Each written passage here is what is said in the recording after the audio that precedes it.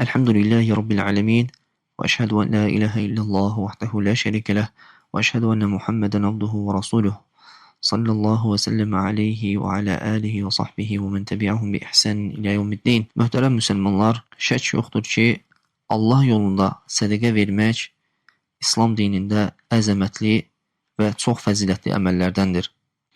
Sədəqə sözü sidiq, sadiqlik sözündən götürülmüşdür və şəri mənası insanın öz halal malından Allah yolunda onun razılığını diləyərək və ona yaxınlaşmaq niyyəti ilə xərclədiyi və infaq etdiyi mala deyilir. Və Allah yolunda xərcləyənlər, sədəqə verənlər üçün elə xeyirlər və fəzilətlər vəd verilmişdir ki, və malını Allah yolunda xərcləyən şəxs onun faydasını həm bu dünyada, həm də axirətdə görmüş olur. Sədəqənin ən böyük fəzilətlərindən sədəqə verməyin insanın imanında sadiq olmasına dəlalət etməsidir.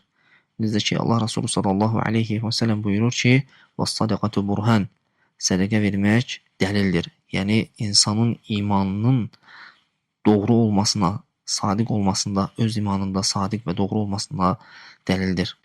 Ki, bununla insan Rəbbinin ona vəd etdiyi əcri təsdiqləmiş olur. Və Allah subhanahu wa ta'ala Qur'an-ı Kərimdə mallarını Allahın yolunda xərcləyənlərin misalını çəkir və belə buyurur. Məsəlüllezine yunfiqun amwalahum fi sabilillahi kemeseli habbah enbetet seb'a sanabil fi kulli sunbulatin 100 habbah. Mallarını Allah yolunda xərcləyənlərin məsəli 7 sümbül verən bir toxumun məsəlinə bənzəyir ki, hər bir sümbüldə 100 ədəd dən vardır. Yəni sədəqə verən şəxs üçün 700 qata artırılacaq bir əcr vardır.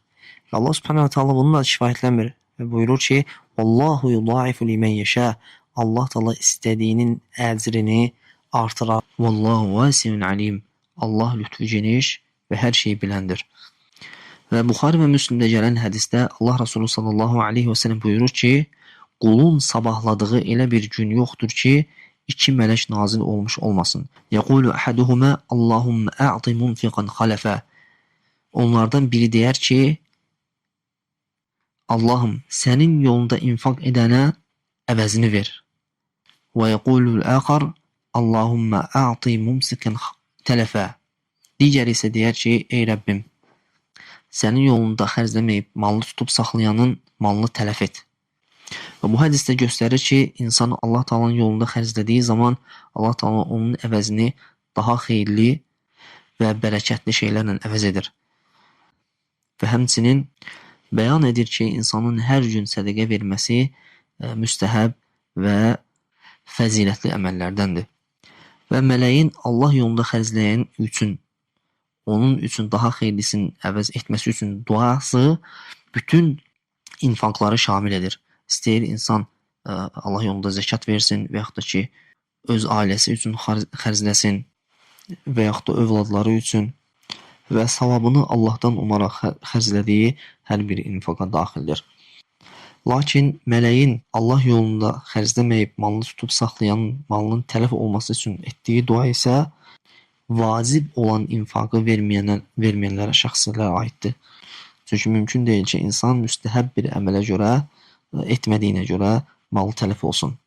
Əgər bir insan malının zəkatını çıxartmırsa və öz ailəsinin haqqını vermirsə, istəyir yeməyində olsun, istəyir geyimində olsun, həyat yoldaşının və yaxud da ki, uşaqlarının həmənki duada həmən şəxsi şamil etmiş olur. Və malın tələf olması da 2 qismdir. Biri hissi olaraq tələf olmasıdır, ikincisi mənəvi olaraq. Hissi olaraq tələf olması insanın başına bir müsibət gəlməsi, hansısa bir qəza baş verməsi və yaxud da ki, malın yanması və digər hadisələrlə malın tələf olmasıdır.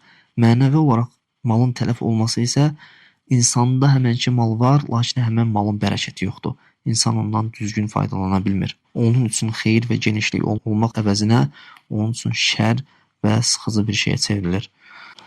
Və həmçinin bu hədisdə insanın cömərd olmasına və simislikdən çəkinməsinə, həvəsləndirmə və işarə vardır. Və qeyd etdiyimiz kimi, bu infaq Allah Taala'nın razılığını umaraq xərclənən hər bir infaqa daxildir. Necə ki, Allah Resulü sallallahu aleyhi ve sellem hədisdə buyurur ki, sən Allah Taala'nın rızasını umaraq xərclədiyin elə bir mal yoxdur ki, ona görə əcr qazanmayasan. Hətta öz həyat yoldaşının ağzına qoyduğun loxma belə olsa. Və beləliklə Allah Taala'nın lütfü böyükdür. Və həmçinin digər hədisdə, Buxari və Müslimdə gələn hədisdə Allah Resulü sallallahu əleyhi və səlləm buyurur ki, sizdən biriniz öz halal qazancında bir dənə xurma, digər rivayətdə isə xurmaya bərabər olan bir şey xərcləyərsə, Allah Taala onu sağ əli ilə götürər və onu o qədər böyüdər ki, sizdən birinin öz dəvəsini tərbiyə edib böyütdüyü kimi, hətta deyir dağ boyda olar və yaxud da ki, ondan daha əzəmətli olar.